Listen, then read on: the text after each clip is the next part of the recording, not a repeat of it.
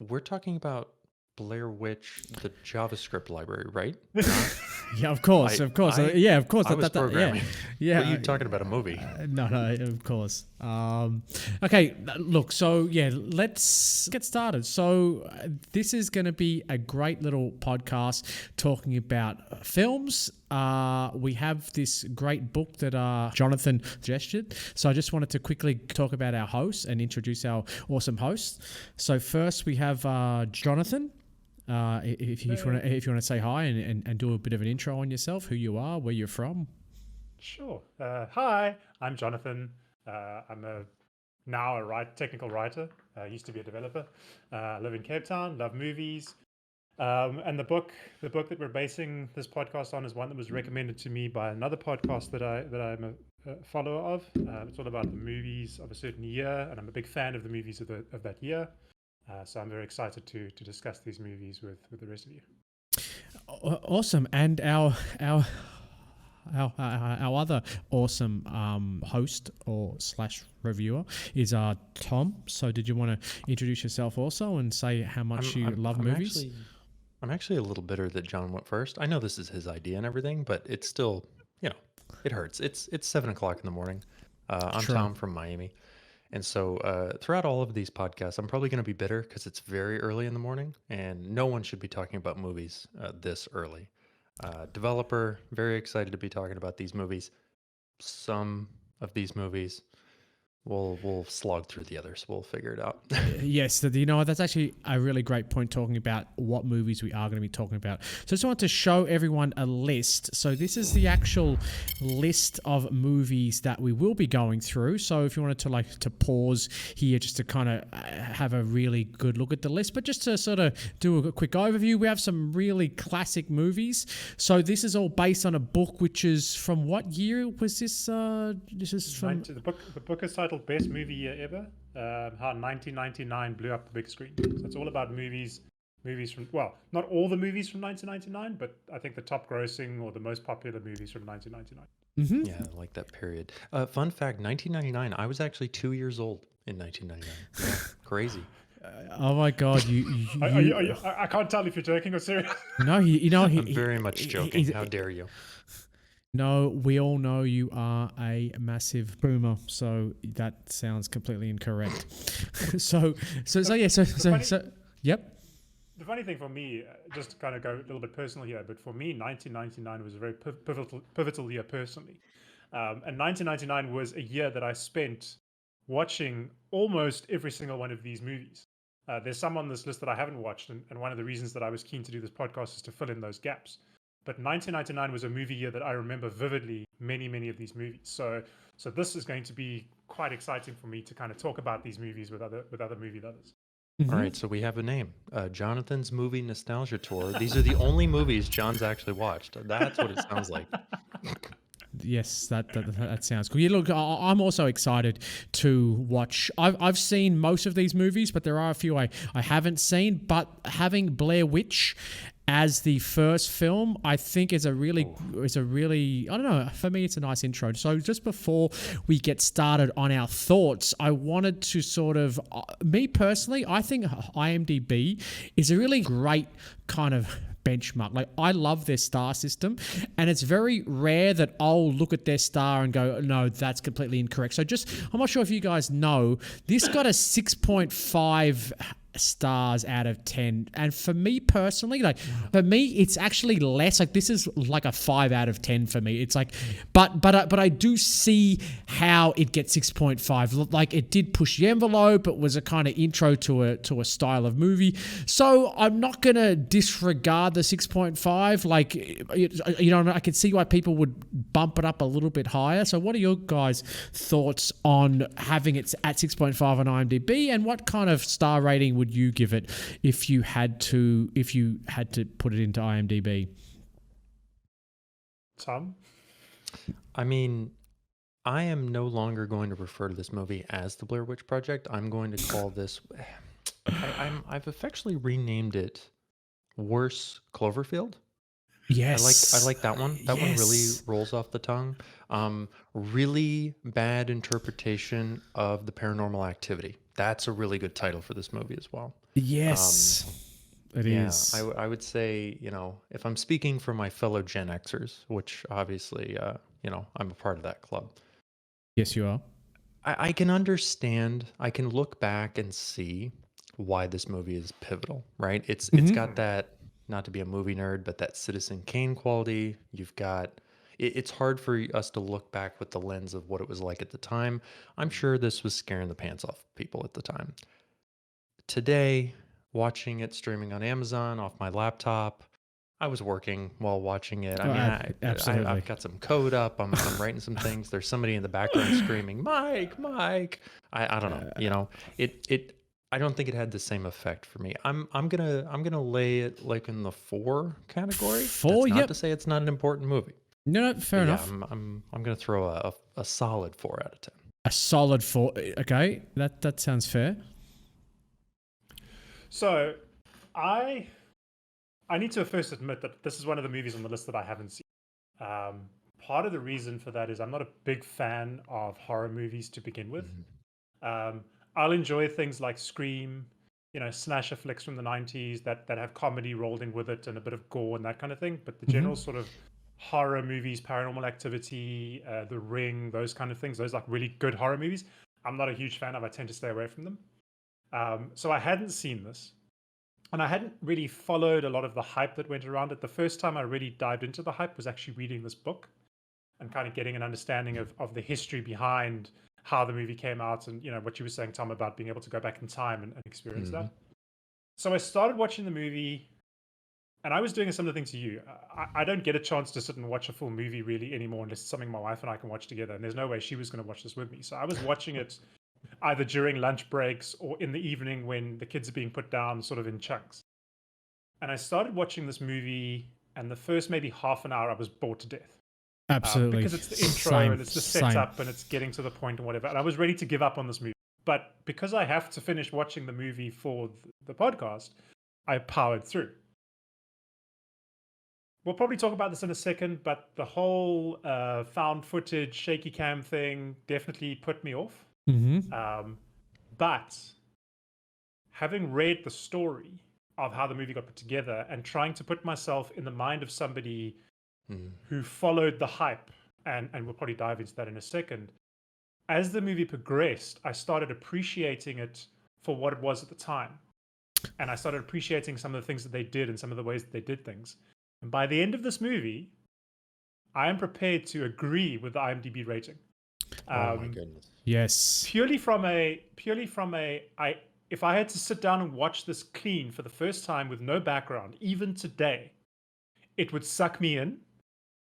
And it would remind me why I hate watching horror movies, because it would give me that same fear and whatever else that a horror movie does. So I'm gonna actually go with. I wasn't ready to go with the IMDb rating when I first started watching it, but the last half an hour, and I don't know when we're going to talk about spoilers. Maybe we'll do that in a bit. But can you spoil a movie that's how many years old? But that last half an hour, when things really start going crazy, I started feeling it and I started getting an understanding why people like it. No, that you know what, that makes sense, and I think during these podcasts we're going to learn that Jonathan is going to be the master of the segue. And so the segue was beautifully made there by talking about the actual, like, how this film was made, the history. And I just wanted to share some trivia with you guys, which I think will make Jonathan's score make more sense. So this film actually is in the Guinness Book of Records for the movie that has grossed the most money, which has cost the least to make. So this film cost $60,000 to make, which I guess when you think about like all these Marvel films and stuff, how much they cost to make, I mean, $60,000 wouldn't even pay for like the food that like the staff would eat. Like, does Robert Downey Jr. eat that much? Wait a minute. Yeah. And so it cost $60,000 to make, and it made back $248 million, and that was back in 1999, where obviously, you know what I mean, that they're quite crazy figures. And just some other really cool bits of trivia. They actually bought one of the video cameras at like a Circuit City, which I guess that's some American chain. Tom Rest would in know peace. what. I don't think they're around anymore. So, Yeah. and this is probably the reason why they aren't around anymore. Circuit City, after they filmed it, they returned the cameras for a refund, which made their film budget go even further. So they filmed using cameras and then returned the cameras for the refund, and that's probably why Circuit City doesn't exist. And just one other last piece of trivia: this film actually took a total of 8 days to make. So as you guys know, That I films. Yeah, you know, that's actually true. So yeah, that's just a little bit of trivia there.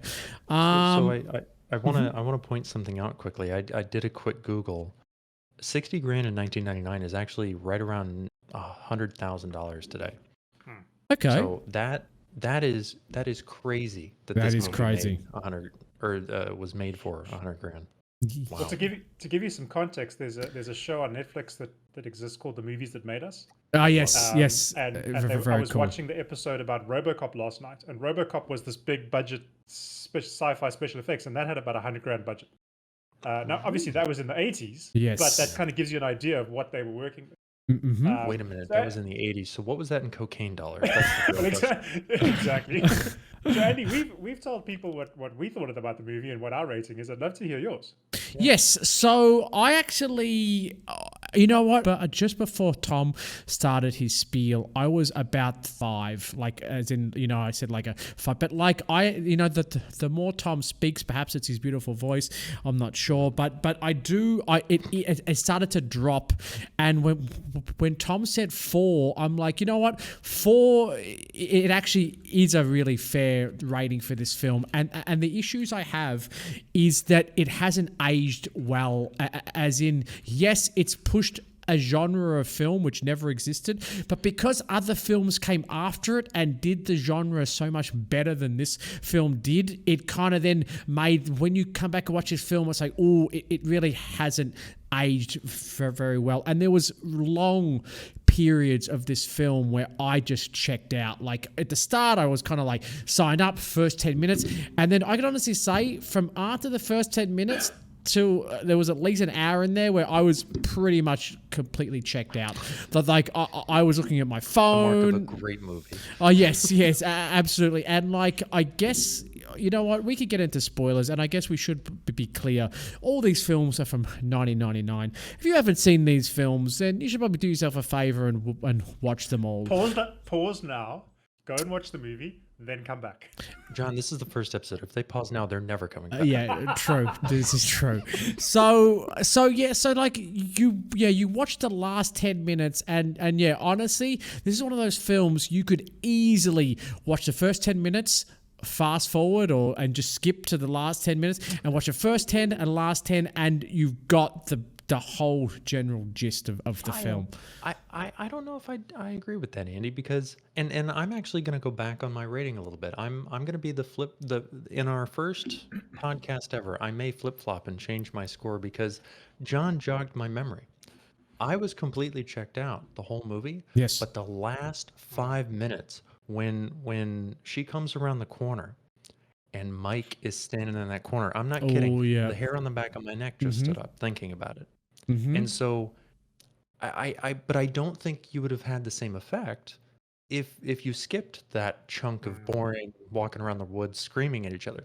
Granted, I think it was boring, but it's kind of that slow boil. So once Yes. you finally get there, it's like this release of, oh my goodness, she's about to get clocked in the head or whatever ends up happening. Yeah, look, there certainly is some shoehorned in build up. Like, you know what? I forget exactly, but there's a time they stop at like a gas station or something. Or sorry, they're speaking to they were getting interviews from like some of the gentleman at local the river. people.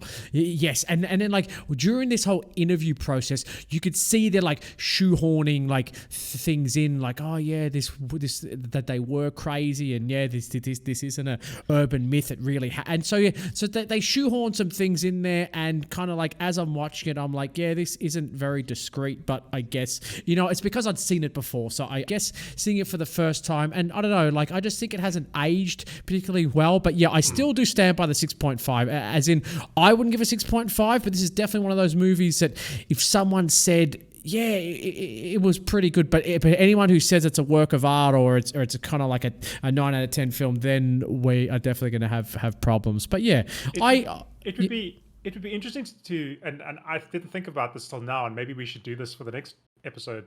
It would be interesting to go back to the Wayback Machine and see what the rating was yes, soon after the first movie came out. yes, And because the reason I say that is because when we watched the movie, we didn't have any of the build up and any of the hype that surrounded this movie. Actually, I have the book in front of me, and I want to read two little segments about what people's minds were like going into this movie. So the first one is they're talking about. So just a little bit of history. The movie was originally released, whatever the word is, at Sundance in the January, and then widely released, properly in cinemas in the States in the summer, June, July. I keep forgetting that that's your summer and my winter. So there was a sort of 6-month period of the filmmakers sort of being ready and getting ready for the wide release. They're talking here about reviewers. Even some of the press screenings in New York and Los Angeles were held in dumpy rooms. We wanted people to feel like they were going to see something snuffy, said Hedgeman. A few days after screening Blair Witch, journalists would come into work and find an unmarked, unofficial-looking envelope waiting on their desks. Inside would be one of the film's creepy stickman figures. Some writers who'd been spooked by the movie weren't amused. One of them said, "I walked right down to the corner and put that in the trash can." Okay, so there was that kind of mentality of this is real, and the filmmakers pushed it so far that even in July, not long before the film's opening, the actors' individual pages on the Internet Movie Database, the IMDb that we've been using, an online resource for filmmakers and fans, were changed so that each performer was listed as deceased. So they did as much work as they possibly could to make people think that this was real. This wasn't a film. This was a documentary. This really happened. Now, if you put that into your mind, you think to yourself, "This is real. This actually happened. This wasn't only the origin of the concept of found footage, but people thought this was found footage." Right. Then they walk in and they sit down and they see what looks like found footage, boring, random stuff of people zooming into a marshmallow bag. That scene is vivid in my head because that's when I clocked out. Yes, But zooming into a marshmallow bag in the supermarket and randomly filling up, gas and talking to people, and you just get this, this really happened. And then you go into getting lost in the woods, and for me, it kicked in when I think it's Heather and someone else. They have a fight about the map that the guy. Oh my god, in the river. yeah, she was, yeah, That scene for me, where she is, I mean, give the actress her cue. She is like 100%. freaking out. yeah. She was She's actually, going off. yeah. Actually, that was And one you believe scene. that she wants to slash him right then and there. Mm-hmm. Now imagine sitting in the cinema, believing all of this is real, and then you watch the rest of it. It would be interesting to see what the rating was back then versus how it's changed over time.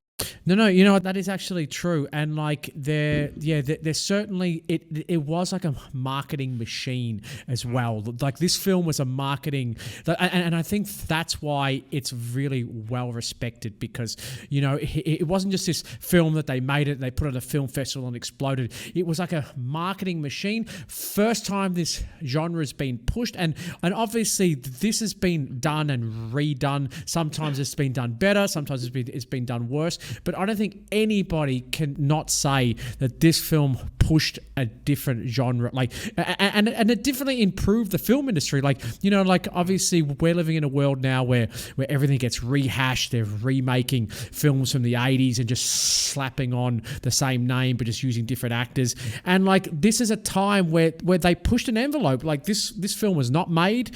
There isn't a film before this film that you could say, oh, this is the same. So like, you have to give them full respect for pushing this Actually, genre. I hate to disagree with you, Andy, but I actually found there's a found footage of Buster Keaton getting haunted by a ghost in 1922. Okay. Let's roll the clip. Roll the clip. Roll the You're clip. saying. You're 100% right. It is interesting though because it's one of those movies where, and we're talking about it now, where I think I definitely have a newfound respect for it, having now watched it, having now understood what the process was like, trying to put myself into the shoe of somebody in that cinema at the time. It's interesting. What I also find interesting is the difference between where you might have been in the world watching this movie. So in South Africa, for example, we followed none of this hype. And Yes. one of the reasons for that back then, in '99 at least, was movies didn't come out at the same time as they came out in the States like they do now. Now we have worldwide releases, often on the same weekend, the same Thursday, Friday, sometimes within a week or two of each other. But back then in South Africa, you were waiting up to 6 months for a new release to come out. So by the time it hit our shores, all of the truth around what it really Yeah, is and yeah, blah blah yeah. blah had already come out. Mhm. So being in the States would have been the premium experience. But then we look at like how is it aged? Is it something that if you sat down now and didn't have any background and didn't have any hype and the build up and whatever, would you be able to sit down and get a 6 out of 10? And I don't think you would. I think if you just sat down and watched it today, you'd probably either get sick halfway through or give up and walk away. Yes, yes, I Look, think this so. movie's easy to watch. Take some Dramamine. You're gonna get a little seasick. You'll be fine. It's not a big deal. Like, I have to ask you guys now. I don't know if you guys even know they made a sequel of this. So obviously, like as all successful films, all the studios are like, wow, Must this, do. we're like we have to like try to make more money off this IP. 2016, right? I'm pretty sure it was 2016. So I'm going to ask, have you guys seen the sequel? Like, yeah, see, I also haven't seen the sequel. So I guess that's a sign I of... have no intention of watching. Yeah, oh anything my God, after oh my watching the God, first yes, one. yes. I also have no intention of watching the sequel either. And they actually made a video game not so long ago, actually, a Blair Witch video game. So, yes, so they actually are trying to kind of still just milk this IP for sure. So yeah, like I'm going to say that, yeah, like, and it's really great hearing your guys' opinion. I walked into this being like, wow, this was really bad. But after hearing what you guys think, and yeah, I mean, as I said, it definitely has to be respected. I still can't help that I was checking out, and like every time I sort of try to convince myself it wasn't that bad, I think, but how come I checked out so often during the viewing? And I literally watched it like a week ago, and I just remember struggling so hard to be like focus, and like any excuse I could possibly, like the phone was out. I'm just gonna quickly like just check stuff, and it was just like I kind of had it was really bad. It was really bad. I mean, what do you, Siskel and Ebert? Like, what do we, we have to focus on this movie? Like, you also have to watch it in the time you're in. Like, Yes. I think movies in general are a different experience now. You do have your phone out. When I went to the theater last, which regrettably was a couple of years ago, people had their phones out in the middle of the theater, like sending texts and watching YouTube, which is insane. But Who's watching YouTube in a theater during a movie? Hey, I was sitting next to somebody who was playing games. No way. Endgame. No During way. Endgame. I would.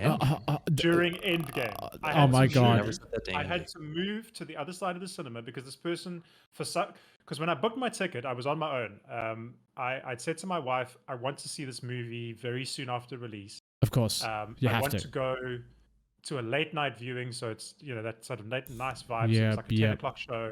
I think it was the Monday or the Tuesday after it opened, so it was still nice vibes in the cinema. And I booked a seat that had nobody next to me at the time, so I guess it was the only seat available when this person booked. And this person walked in, sat down, flipped open their phone, and started playing a game. And then played that game all through the trailers and the ads and everything else. Yeah, which is that's normal. Sort of okay. I mean, I'm a big fan of trailers, so I'm pretty much The movie already switched on. started, And they flipped the phone off, and then when there were lulls in the movie, they flipped it up and carried on playing. I'm a little worried that you keep saying flip. Was this a Nokia? Were they playing Snake? Yeah, what I mean is, like, same. Like I was thinking the same thing. I'm But like, it was also one of those people, when you're at home and some cool thing happens, you're like, hey, brother, this person was doing this in the cinema. So in the beginning, after the scene, and again, if you haven't seen Endgame by now, sorry, I'm going to spoil some scenes for you. But in the beginning, there's that scene where Captain Marvel pitches up. oh my And God, as the light huge! comes in, this person goes, That's hello, epic. Captain Marvel. And Yeah, you know what? Just so everybody knows, I think every episode we're gonna sneak in like an MCU kind of film. So just everyone knows, every film it won't make any difference what film it is. We are gonna be talking for at some stage for some point of time about MCU. But 6 degrees away from the MCU. yes, you know what? Get sued by Kevin Bacon. You know, it's actually amazing that we are talking about the Blair Witch Project, and somehow we've been able to flip it about the MCU. That's actually some kind of feat, and it's an incredible feat as well. But yeah, so I mean, I'm still in a state of shock about them being in the theater on the phone. But during this film, I was definitely on the phone, but I do remember seeing this. I was all about the hype. I don't remember 99 like extremely well, but I definitely remember I would have seen this movie straight up theater, perhaps opening night. Like I'm one of these guys that if there's hype, I'm all about it. So I Got your little wooden stick, man. You're ready to go. Oh my God, absolutely. So I saw this at the theater, and I definitely remember, because it was the first time I watched a movie like this. So yeah, I definitely was pretty hyped, and I probably was one of those guys that in 1999 I would have hopped on IMDb and said, oh yeah, this is like an 8 out of 10. I certainly would have been one of those guys. I just think that over time, it just, I don't know, it just gets worse and worse, only because other movies do it so much better, where there's other films that almost improve with age. They get this kind of like newfound appreciation, but I just think this film does not have that same effect, but it will always get my respect. And that's why, yeah, for me, it's one of those middle of the road films. Yeah, I switched off, but you have to respect it. And when I gave those kind of trivia points at the start, it just gets even more respect. How much it cost to make, sort of like how fast it was filmed, like all these things, like those things definitely do stand the test of time. So maybe I'm the only weirdo here. But Yes, while I was that's true. so I'm working. How dare you? I'm working. I'm watching the movie on the second monitor, and I also had a notes document open. And Okay. every time I would hear or kind of see something that kind of triggered a stream of consciousness thought, I would just jot it down. And I want to just rapid fire give you 3 or 4 of these. Yep. This is just in the middle of the movie, like from the beginning to the end. I'm just randomly coming up with these things. I can't believe I have to listen to this bad VHS for 2 hours. Bam. Beautiful. 2 minutes in, I'm already checking how long this movie is. I didn't realize 1999 could look like 1947. Could somebody please get these people an iPhone? It was at this point I realized I was writing a script for CinemaSins, which is a lovely YouTube video Yes, or it YouTube is. series. Yeah, it is. Sorry, It is. CinemaSins is the reason I'm reading this book, because Really? Chris from Yes. CinemaSins was also reading this book, and he mentioned it. I'm a huge fan of CinemaSins and their podcast, and that's why I book in the first place. So I love So- the fact that you mentioned that. So Yeah. shout out to CinemaSins. Hopefully, we're going to have the Does he same. need our shout out? Oh, well, CinemaSins, you need to shout us out, please. yes, exactly. So like we're hoping for the same subscriber count as Cinema Screens. So this is a great segue. Please push that gonna- subscribe button I'm gonna and the tweet- like so button, and then the whole lot. I follow a couple of the guys who work on CinemaSins. I'm going to tweet them now and ask them to listen to our podcast. Yes, They absolutely. absolutely have to. It's their fault we're doing this. I actually thought I should blame Andy, but it's really them. Yes, So, it actually is. yeah, It actually angry is. tweets incoming. Yep. True. Yeah. So do you have any more notes, or was that? I mean, it's just it's nonsense. I wish I could stand in the corner so I didn't have to watch this movie. Dora the Explorer, where is the map? Oh my God! Yeah. Where is the I map? wish You know. I could stand in the corner. 10 out of 10. Turn the lights off. The supernatural obviously need the light to see. Why did they throw away Mike's shit? Because Mike's a dick. Sorry.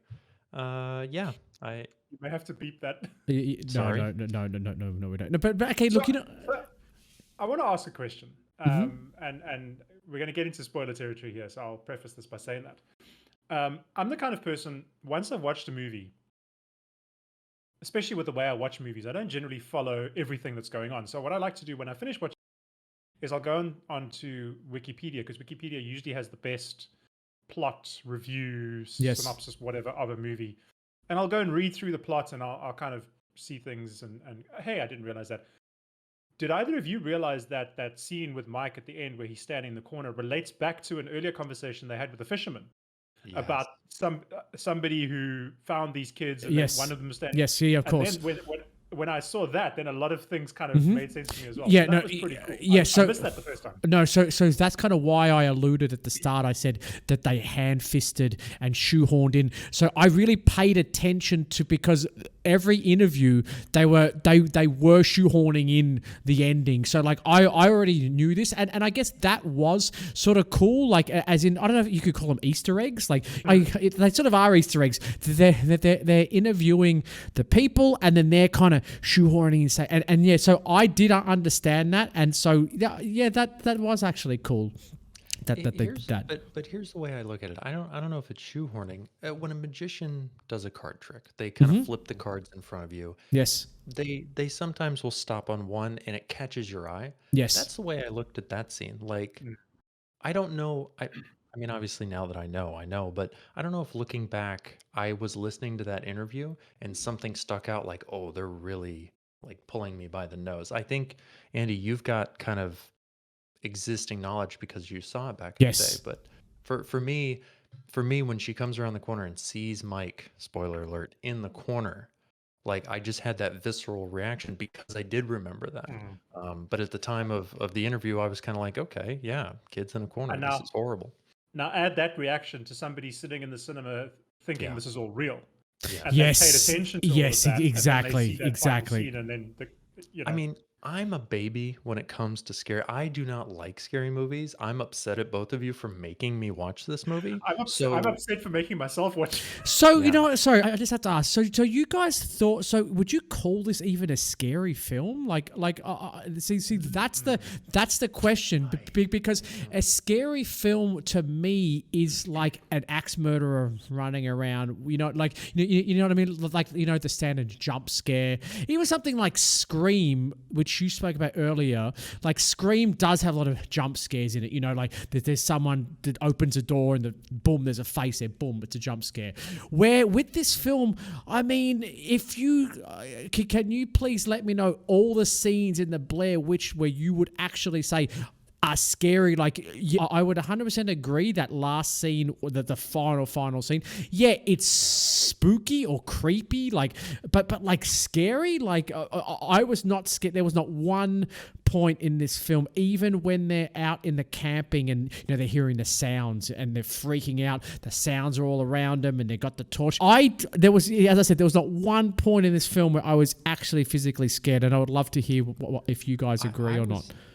I was scared at the camping scenes because there was no air conditioning. Like it was really terrifying to me. Those Yeah. poor people. Go ahead, John. So no, I'm gonna preface my answer with a little bit of history. So I don't watch horror movies, scary Mm-hmm. movies. So let's put it this way: there are different types of scary Yes, movies. absolutely. There are slashers, Scream. I know what you did last summer. Oh, I That know kind he of did movie. last Those I summer. can Excellent handle. call. Then there are your horror movies, what I call horror movies, and there is a horror movie that I saw when I was younger. It's a 1993 the Necronomicon, okay, and there's a scene in that movie which is still burned into the back of my skull, and it is the reason I don't watch horror movies. I'm not going to get into it now, but Yeah, that's fine. it's there. It gave me nightmares in 1993 when I was 16 or so, and that's the reason I don't watch horror movies. I wouldn't call Blair Witch a horror movie or a slasher or a scary movie. What I would call it is a very, very, very tense movie. So Intense, it is tense, very intense, tense. So tense. Yes. I even with, and I was similar to you, Tom. I was watching it sort of during lunch breaks or when I was working, and I don't have two screens. I have one screen, so I had it in picture in the corner, and I was watching that last half an hour during a lunch break while I was actually doing something somewhere else, and I actually found myself drawn to watching that last half an hour, and I found myself kind of getting very very Mm-hmm. stressed out and very tense. Mm-hmm. And that's knowing that it's not real, and that's knowing all the history and all the hype. So I wouldn't call it a scary movie. I would just call it a very very tense movie. Yes. Yes. Okay. Have either of you seen Uncut Gems? Yes. Absolutely. But Yes. I've Yeah. heard it is Yeah. like very tense as well. So with Uncut Gems, which is a movie I really liked, Yeah. Yeah. I you're also just liked it. you're stressed the whole time. Like you just have that feeling in your pit of in the stomach. Mm-hmm. I think that this is like a if Uncut Gems is a 10 out of 10 for stress, this is like a 7 out of 10. Mm. I agree with you, John, that it's not a scary movie. It's like it's monster movie, also psychological thriller. They really do a Psychological. good job of Yes. that Spielberg kind of don't show the shark a la Jaws because Mm. you don't. I mean, there is no monster essentially, and that was actually something I was trying to do. I figured in the woods or in somewhere in the footage, there was definitely going to be a flash of something, like a Tyler Same, Durden same. blink. Yeah. I never saw You know anything. I what? mean, Yeah, that's true. You know what? and that could be my like modern sensibilities coming through. Like, oh, it's 2021. They have to keep us going, so they're gonna give us a peek. But they never. I mean, I think the scariest thing was like John said. It's a guy standing in a corner, No, which it's was very scary for me. Thank you you very know much. what? It's 100%. You know what? The one thing I did find myself doing in between checking all of my phone messages was like, and this happens. It started in Blair Witch, but then all these other films came out, like Paranormal Activity and all this. I always found myself during scenes, I would not focus on the person talking. I'd be like looking in the corners, you know what I mean? I'd be, like trying to find, like, oh my god, they've hidden like some eyes in the trees. You know what I mean? Stuff like this. So like, and during this film, the last week I watched it, I did find myself going, oh, they have to have some hidden, some, and especially as you said, the scene where it's in the middle of the night and they hear the sounds. I'm thinking there has to be like a hidden, like a shadow to really freak out. And yeah, I couldn't find it, and I checked IMDb that there was no hidden Easter egg that at scene at 22 minutes 14 seconds in the top right corner there's a set of eyes, that isn't happening. But I did find myself hoping that was there. I thought, wow, that'd be really cool if they did the Fight Club. And just so you know, Fight Club is one of the movies on the list, which is awesome. Yeah, Oh, never heard of it. No. yeah. So like, see, I think that would have been cool if they did that. Have some hidden, like, if you watch it a third time, fourth time, you find these things. See, I think that would be cool, which they didn't do, which I guess it was the first movie, they probably didn't think of it. But yeah, like I did find myself looking for the monster. As you said, there is no monster, but I found myself, and I think I don't know if it's cool that there wasn't a monster. I thought that the final scene would be the monster just, you know what I mean? Which I guess is cliche now, but that would have been a nice jump scare to be like, the final scene is the guy in the corner, and then boom, you see the monster. You know what though? There were actually two other scary things in this movie though. I Yep. completely forgot. The tent scene Yep. where it's almost like a bunch of people are rubbing on the tent. That was a little creepy. Like True, that's actually, yeah, definitely true. adding to that intensity. Yep. And I think the scariest thing of all, and I can't believe neither of you have brought this up, the clothing. Like, what were we doing in the 90s? That's really the scary thing here. Like, I don't What are know. you The talking about? fashion's pretty rough. They All I can looked say is you really can tell- cool. You can tell Tom came prepared to this point. Yeah, he did. So you know what? Let's talk. Like we already spoke about the scene where the girl's freaking out about the map, which I think we all agree was a great scene, really well acted. Now, overall, what did you guys think? Did you guys think the acting was like super cringe for the most part? Did you think that they looked like they found these actors at the gas station? Like, you know what I mean? Like, do you think that the acting was good overall? Like, I definitely think that the map scene definitely stands out as holy shit. Like that woman, I felt like her anger. I really felt her anger. But like overall, did anything else stand out? Like, did you think it was overall good, bad? So I'm going to jump straight in and say that I think that actress was actually the star of the show. She carried that movie. I mean, Absolutely. to me, she is the main character in that story. Mm-hmm. I think she carried the movie. I think it's sad that because of the movie, her acting career pretty much stalled, and she ended up ironically becoming a medical marijuana grower. I don't even know what happened to her actually. Well, basically, there's an article where she talks about because of people believing it was real, she actually experienced threatening encounters with people and difficulty finding further employment because people thought it was all real. So either they thought she was dead, Lord. or they thought she was that much of a 5-letter word starting with a B, or whatever. And she struggled to find good work as an actress. So she ended up quitting acting in 2008 and recently wrote a book about her life as a grow girl with her life as a medical marijuana. Okay, you know what? And that's actually quite sad because I feel like she could have had a great career out of it. Because she nailed that role. She nailed the naivety of the character. She nailed the process of what she was going through. She nailed the anger. She nailed the distress. to me, she was the star of the movie. Yes, absolutely. And you know what? Just before Tom jumps in on his acting opinion, just so you guys know, she was actually her final kind of big thing. She was actually in It's Always Sunny in Philadelphia, which I know Tom is an absolutely huge fan of the show. I've never seen it, but I don't know how many episodes she was in. But in 2005, she was in It's Always Sunny, and pretty much after that, she kind of pretty much dropped off. And then, as you said, 2008 was her last thing. I agree with everything John said. The actress definitely carried the movie. I would say Mike did his job well because I didn't like him. Oh, You know absolutely. what I Yeah, mean? yeah, true. And so to say like, oh, they pick these people up at the corner and say, hey, act in this movie. I don't think that's fair. I think the one who did the worst job was the third gentleman whose name I don't even remember. Josh. Josh, yeah. How do you think, know his name? That is I've incredible. got Wikipedia open. Come on. Okay, cool. Oh. Okay. Because I was just I gonna have a say, game as well, remember? I was just gonna say, how on earth do you remember his name? I He's definitely got like a hotkey. He's running Linux. This is how it works. I've got a 32-inch screen, so I've got podcast on the left and links open on right. listen to that work at the flex. bottom, Listen to that flex, like 32-inch screen. That is a definitely a weird flex. But here's the thing. I'm glad that these actors were in this movie because you could not stick a well-known actor. And I think it was M. Night Shyamalan tried to do a very similar thing years later, obviously. And I don't remember the movie, but I know Mila Jovovich was in it because she kind of comes in at the beginning of the movie and says, "Hi, I'm award-winning actress Mila Jovovich, and what you're about to see is real." I think having unknowns Yes. in this role makes perfect sense. You have to do something like that. Yes, And absolutely. I'm going to echo Jonathan.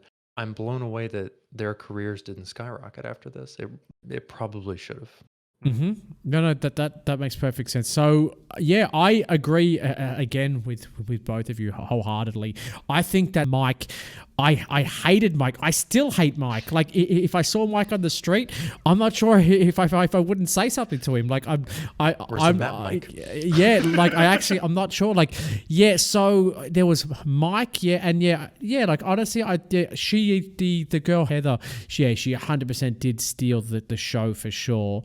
But yeah, I thought the acting was good. And obviously, when you're spending $60,000 on this movie, you're not getting any actors that anybody's ever heard of anyway, because I don't think someone like Chris Hemsworth gets out of bed for I'm literally talking gets out of bed for less than like 500,000 or something. Doesn't turn off his alarm for 60,000. Yeah, I would love exactly. to see Chris Hemsworth remake this movie, though.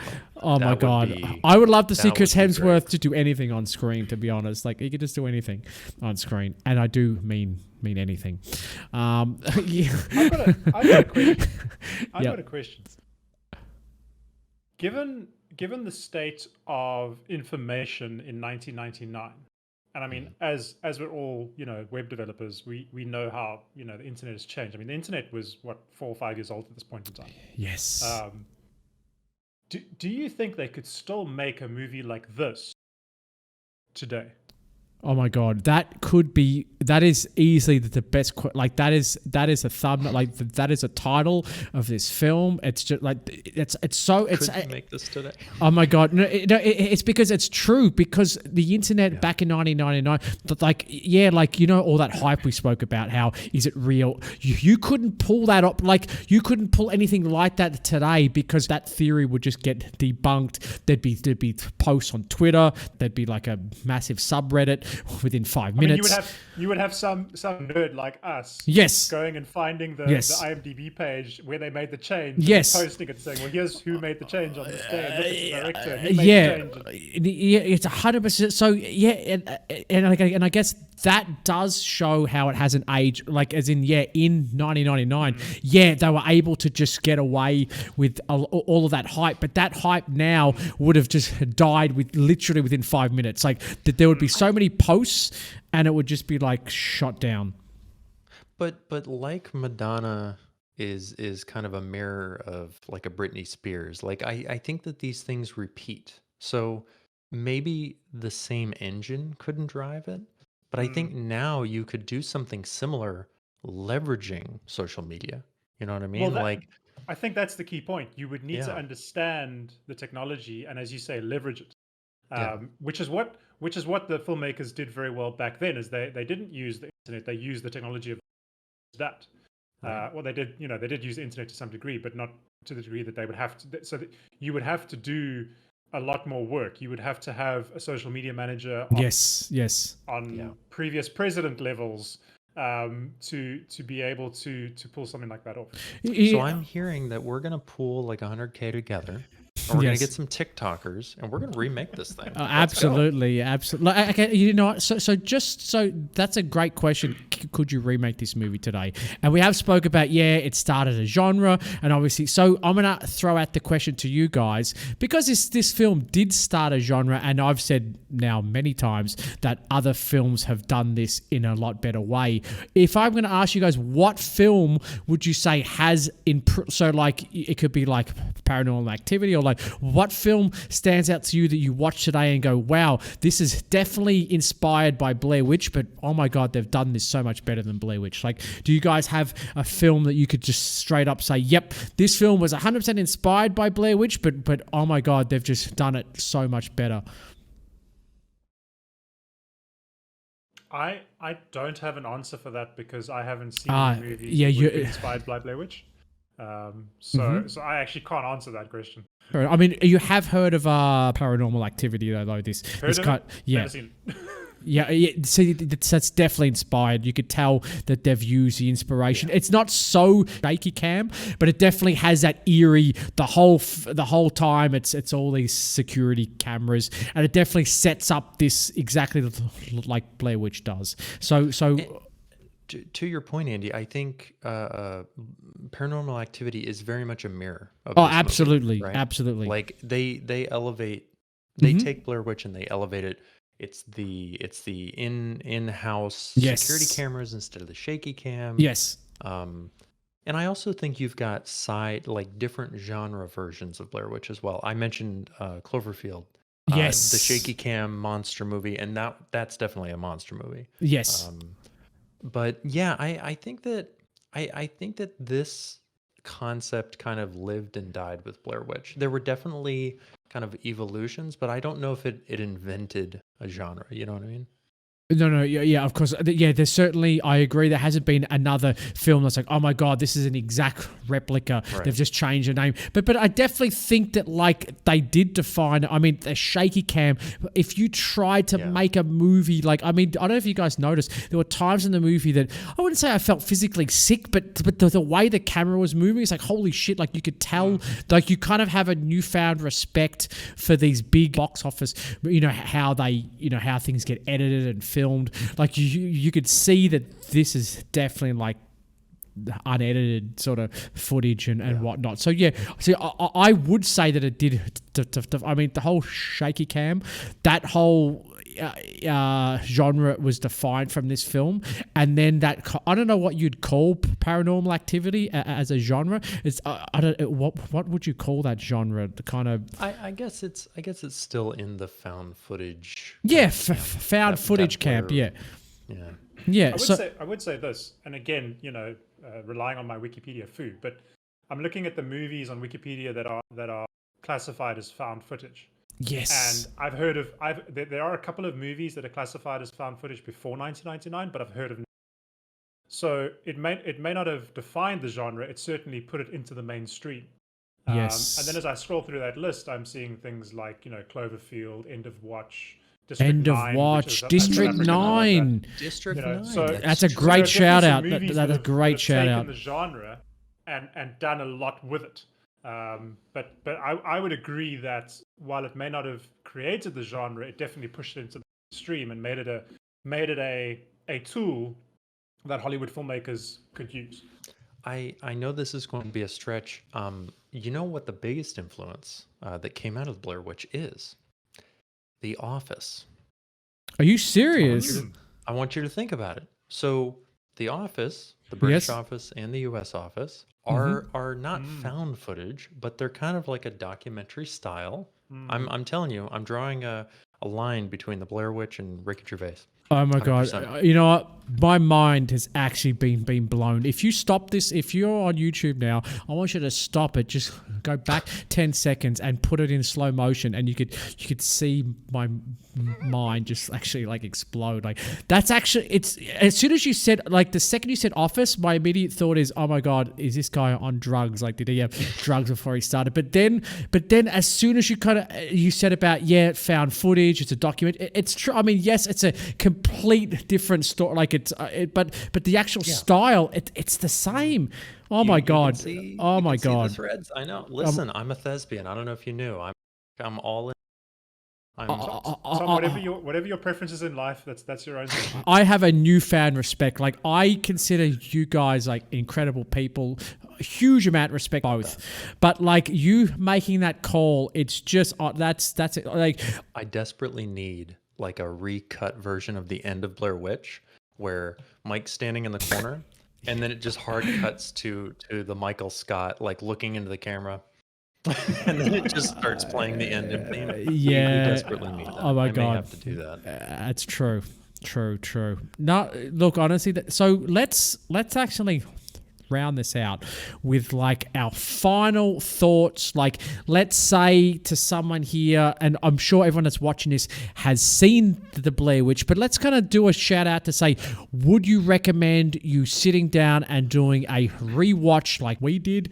So I'm gonna start off by saying, you know what, I thought at the start I would have said no, oh my god, I checked out. But even after this podcast, I almost literally feel like rewatching it again to just be like, holy shit, I wanted to feel like I'm watching The Office again, to be honest. But yeah, I'm actually gonna say that I would recommend giving this a rewatch, but have something handy on the side, whether it be a phone, if you're on a 34-inch screen, I think Jonathan has, like have something on the side to be like, hang on, if things get sort of really boring, I need something to kind of, but I definitely would say for me, it is worth a rewatch. If you've got nothing better to do, please don't like hold off plans to spend time with your wife or kids. Like sort of like if you have some spare time, yes, I would say yes. So let's hear what you guys think. Yeah, I would agree with that. I would say if you consider yourself a lover of movies, which I do, and you enjoy watching movies that are either interesting, just a good story, or interesting, or just a piece of movie history, then I would recommend, if you haven't seen this, watch it. If you've already seen it, I wouldn't recommend watching it again. I have no desire again, but I am glad that I did watch it. I struggled to get through it, and it was the one movie on this list that I'm glad it was in the beginning, because I knew I would have to watch it to be able to record this podcast, even though I didn't want to.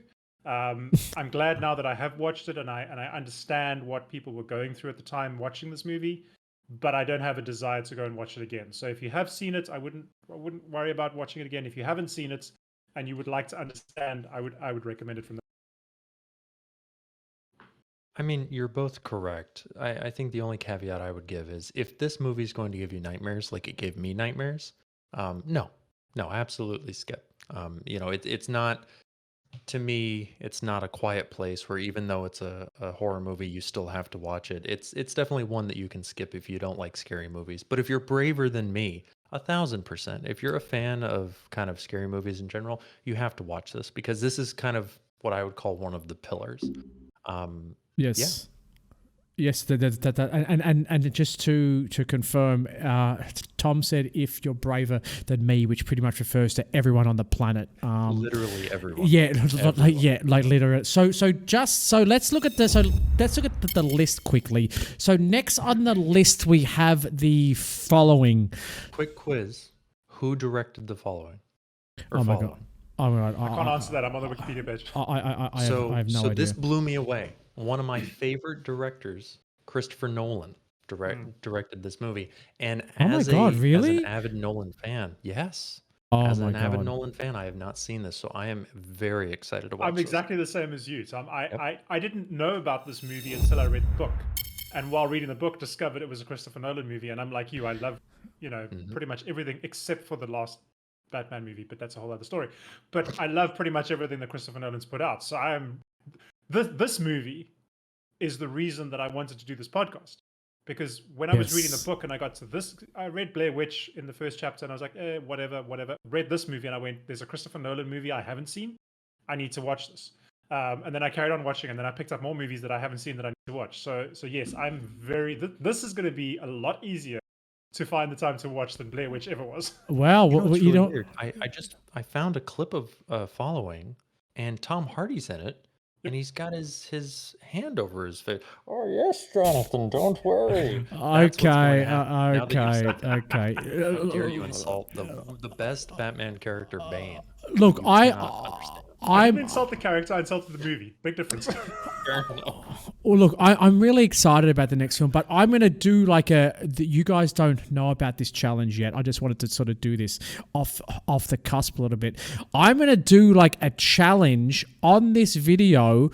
If we could get like 5 likes on this video, literally 5 likes, we get 5 likes and we're going to do the next one and the next one and the next one. So like, it's super easy. If you are watching this and you have stayed to the end and have enjoyed it, just hit the like button, and then we're going to be back with the next episode. The following, I didn't know Christopher Nolan was a director, which he is absolutely awesome.